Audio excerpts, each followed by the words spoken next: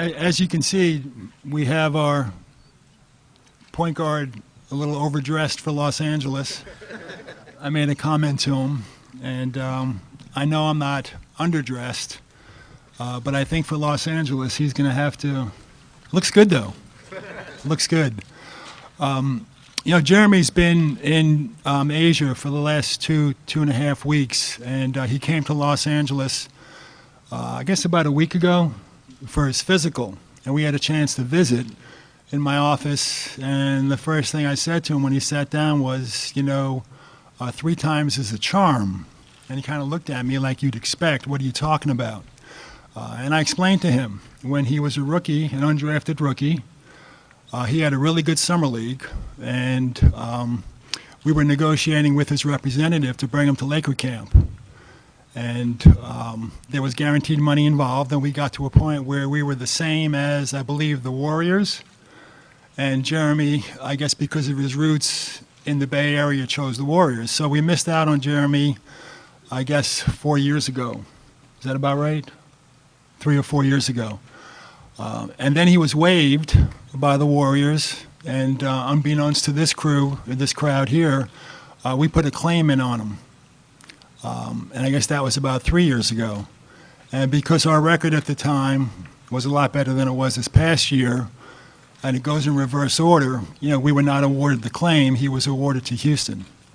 So that brings us to today, 10 days ago when we made a trade, and for the third attempt, this time we got Jeremy Lin. So at this time, I'd like to introduce Jeremy. We have his uniform, and give him a big welcome to Los Angeles.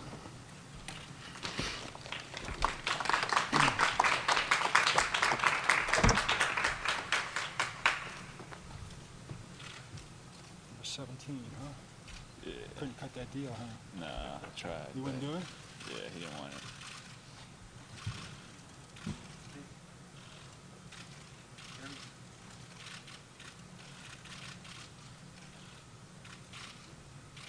Maybe he knows about that deal that Daryl made. Yeah. And he's just holding up. Probably.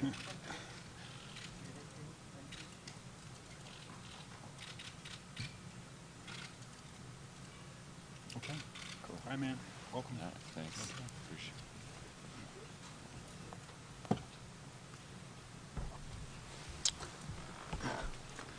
it. I'm just really excited to be a part of this organization, and obviously for me it's been I'm seeing it as a new start, a fresh start, and it's good to be back in the state of California. I was born in Torrance, so not too far away from here, and so it's definitely good to be back. And I guess if you guys have questions, we can open it up. What's this past year been like for you? Just the role that you had and you're going through trade speculation? Yeah, it's been definitely an up and down year for me, and I think when I look back on not just this past year but maybe the past 2 years, I think I've learned and grown a lot as a person, as a Christian, and also as a basketball player. I think from the minute that I stepped into Houston till now, I'm definitely a much more complete player, and I've learned how to do a lot of things that maybe I never had to do before, which was learning how to play off the ball and cutting and really challenging myself with some of the weaknesses that I've had to try to improve on. Jeremy, do you think you can start this team? Obviously, Nash was kind of in and out of the lineup a lot last year. Do you think you're the starter? That's just a question that's up for the coach, and I know right now, that's obviously a question that can't be answered. And if you ask me, or I think if you ask any player, I think they'll believe that they're capable of starting. But I think if there's anything I've learned from this past year, it's really not that much about who starts. I think it's more about who finishes and how you play with the time that you're given. And I think that's probably one of the biggest things that I've learned this last year. But to answer your question, I mean, I obviously believe that I can start for an NBA team and help that team win. And as a competitor, I would obviously love to, but that's no, that's not me coming in saying I need this or I need that. I just want to be a part of the team. Does this trade cause you to think back to that Friday night game of the Garden against the Lakers? It was kind of the height of your season with the Knicks. I mean, it hasn't until I got asked like 500 questions about it in Asia the last 3 weeks. That's definitely, I didn't think of that at all when I first heard about it. But, I've replayed that game in my head a few times in the past couple weeks. What attracted you to the Lakers, and what kind of chemistry do you expect to have with Kobe? Well, I mean, I was traded here, so I guess, and I had no idea that it was coming because I hadn't heard about it. And the only thing I had been hearing the whole time was names of other teams. And so when I got the call, I was just stunned. I was like, "What? The Lakers?" And your second question, I think it would be great. I think I've had the opportunity to be able to play with a few really good players, with Carmelo, James Harden, and now Kobe. And I think I'll be able to learn a lot from him. And he's been there and he's done it and he's won at the highest level. And I'm just excited to be able to learn from him, to be honest, and see how he approaches everything. Because I've developed like my own, maybe my own structure, my own rhythm of how I approach the season and what my workouts look like. But I would love to see what his look like as well. Kobe's already got on the phone with some of the players the Lakers have acquired. Are you one of them? Has he talked to you? Yeah, we've exchanged text message and stuff. I was in Shanghai at the time, so it was a really weird time difference. But we've talked a little bit here and there, and the one thing that he kind of just told me was we have a lot of work to do, and I think that's 100% accurate. And I think as long as we come in with that mindset of really having to work and understanding that we have to earn everything, I think we'll be okay. Just wondering why choose the number 17 again? Well, there's a couple reasons.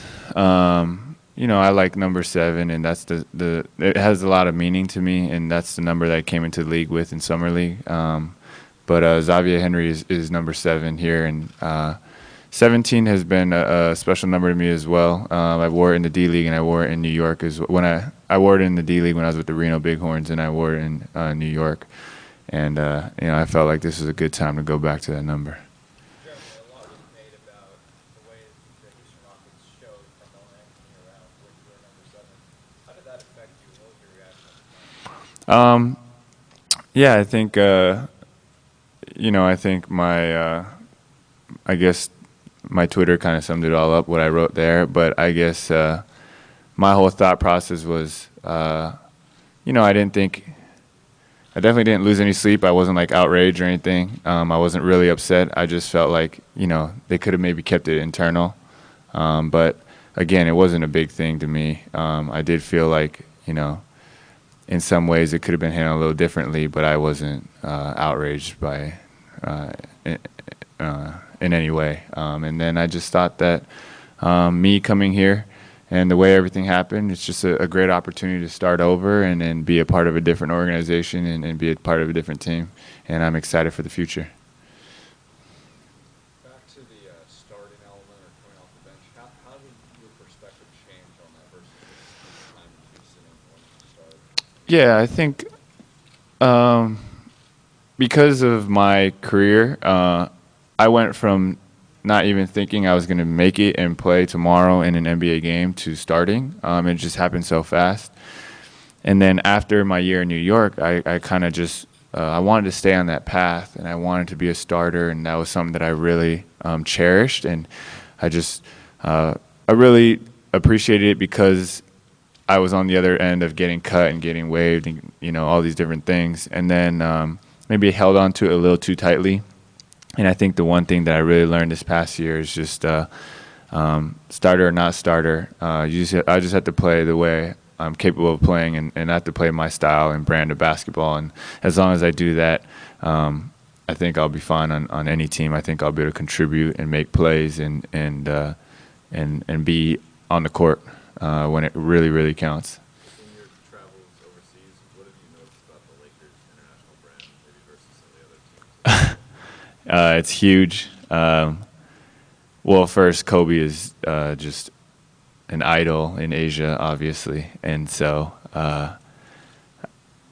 the day it was funny, it was just like all red Rockets, and then the minute that I had signed, came back, and got my physical, and went back to Asia, everything was yellow, and like it was just like everybody was wearing only yellow, and so it was funny. It was like it's like the jerseys were already bought. They've already owned Lakers apparel.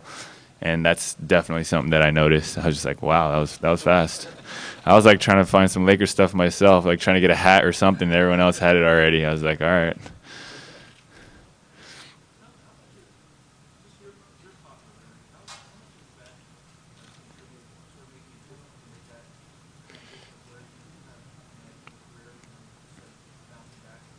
Mm-hmm. I think I guess that goes back to one of the first comments that I said, where I kind of said I'm a more mature person.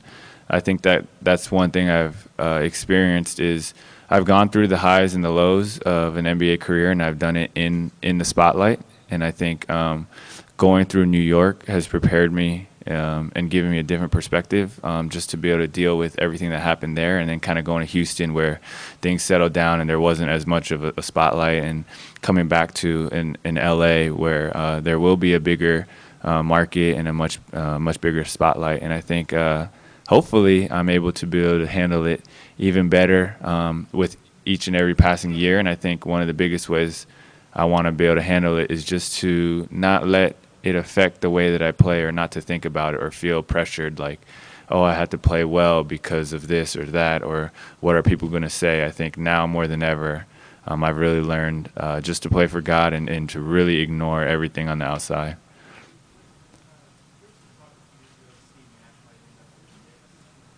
Yeah.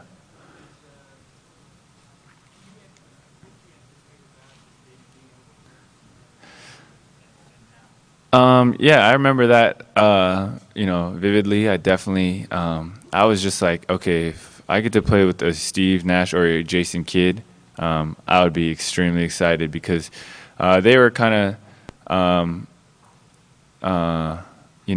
towards the end of their career, and I think I just thought that there was so much I could learn from either of those two players, and I never got the opportunity, obviously, going to Houston. So I never got a chance to be with Jason Kidd when he was out there, and obviously Steve came here. And so now I have this opportunity. I can't wait. I still remember when he was in Phoenix, and just, 20 and 10 every night. So I look forward to learning quite a few things from him. What do you most admire about this game? I would say when you think about players who have made the most with what they've had, he has to be at the top of the list or near the top of the list. And me playing against him, one of the things that I kind of wish I had gotten to do was play against him when he was in his prime, and versus when he was when I came into the league a little later. But his footwork is amazing, and his use of angles. It's just, you can't really appreciate it until you try to guard him.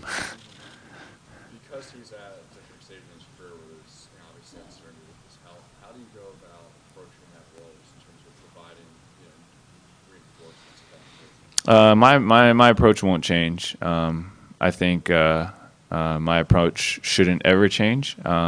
It should just be to be on attack mode all the time, because that's who I am as a player. And regardless of his health or anybody else's health, I'm going to be on the attack. And I think I actually look forward to one thing that I thought worked well for us in Houston was when me and Pat Beverly played together, and I would love to play alongside Steve Nash too, and be able to play with him just as a maybe an off guard or whatever, where the ball is constantly moving and he's pushing the pace or I'm pushing the pace. I think that'd be really fun. The maturity that you've come into over the past several years, did the comments that Harden recently made regarding him and Dwight being the cornerstones of wrestling role players, does that Um, it didn't affect me at all. I agree with his statements. Those two are the cornerstones, and they have lost other players, and they're going to get other players, and they're going to be a good team. But I know who James is as a person, and I've spoken to him since I've been traded, and he didn't mean it in any derogatory or condescending way. I just think he totally meant. I do believe. I don't think it's a secret that him and Dwight are the cornerstones of the Houston Rockets. You mentioned, talked about your brand of basketball. Could you elaborate a little bit more on that, what your brand is and what you've been doing, some of the things you've been doing to try to relive that banner season that we had? I think that's one thing. I'm not trying to relive that banner season, and I think that's been a big weight off my shoulder, and I think that's very important for me as a player. I'm not trying to be recreate a Linsanity. I'm not trying to be that phenomenon that happened in New York. I think I just want to be myself more than ever. And I guess my brand of basketball is just attacking on the go, playmaking. And I am a 0 to 100 player, and I like to stay at 100, and I think that's one of my weaknesses as a player at times. But and I'm learning to have more composure and to be able to be more under control, but at the same time to be very aggressive. And I guess what I mean by that is, like, if you watch like a Chris Paul or a Tony Parker or those guys, they are always attacking, but they're always under control. And one thing I've worked a lot on this summer is a floater. To be able to get in the lane, and if you can't get all the way to the rim around 6 to 10 feet, just to be able to throw up a floater and to use change of pace to be able to maybe score or get to a certain spot and create a play that you don't need to where you don't need to force the issue.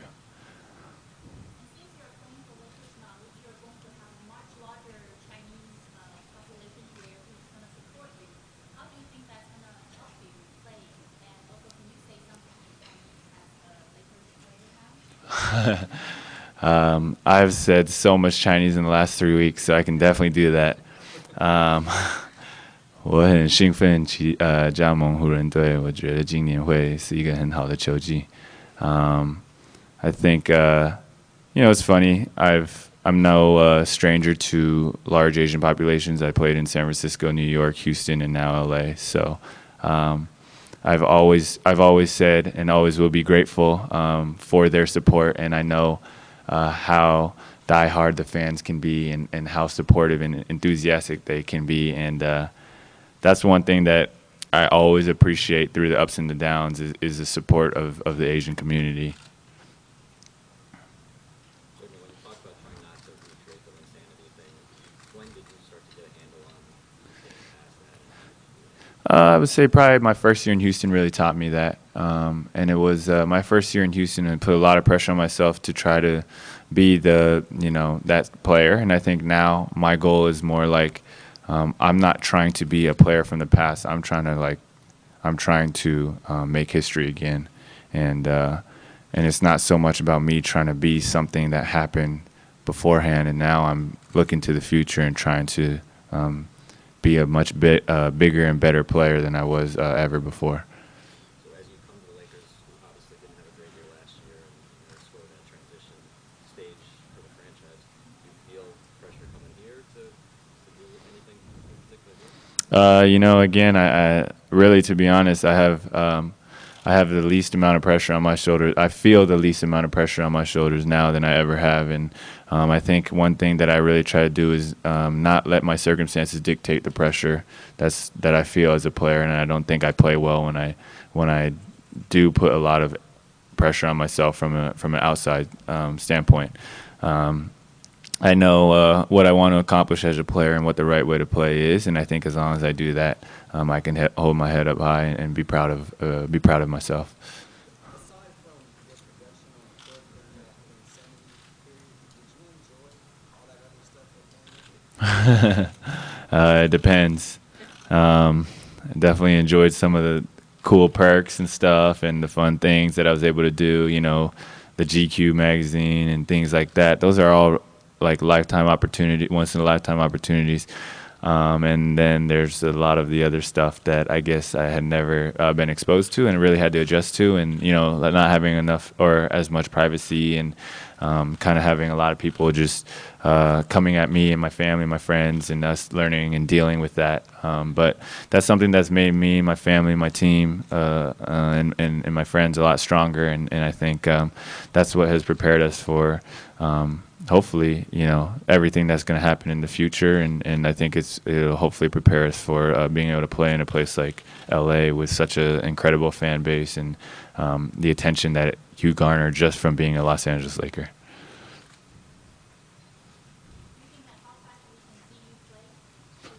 Do I what? How fast? When's the first preseason game? October 9th. I'll be there if everything goes as planned. I'll be there, healthy and on the court. Is that what you? Did you mean like in terms of health?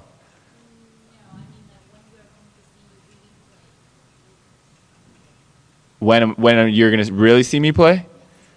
The game? Hopefully right away.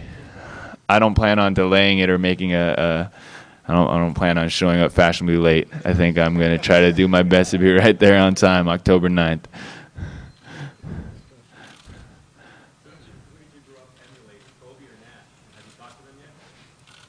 Oh, I definitely didn't try to emulate Kobe because his skill set is just clearly different than mine. I don't think I've ever shot a fadeaway jumper from the mid post ever. So I think I'll stick to Nash. I think one of the things that I watched with Nash a lot is kind of like offhand layups or like off foot layups, and just picking up a lot on his left hand passing, and the way that he reads pick and rolls. The timing of his pass, I would say too. Like I tend to take an extra dribble, but he gets the ball out at the right time. So just picking up on little things like that. I've talked to both of them, yeah. But I knew Steve beforehand, and we've whether it was a soccer charity game that he had here in LA last year, or we've done a YouTube video together as well. So I knew him beforehand.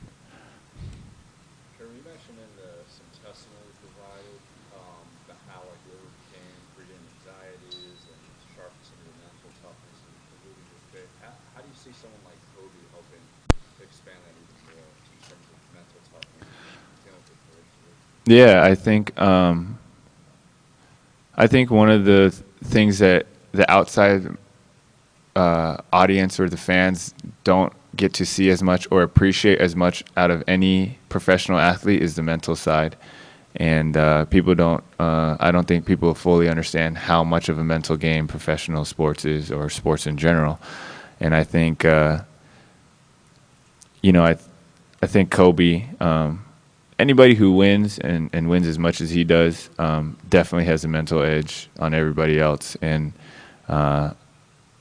I think that's something that I would love to learn. And like I had mentioned earlier in my testimony, that's something that I've grown a lot in. And I think that's made me, that's why I also said, I would like to say I'm a stronger Christian, and through it all, and to be able to deal with the pressures and the anxiety and all the things that we have to go through.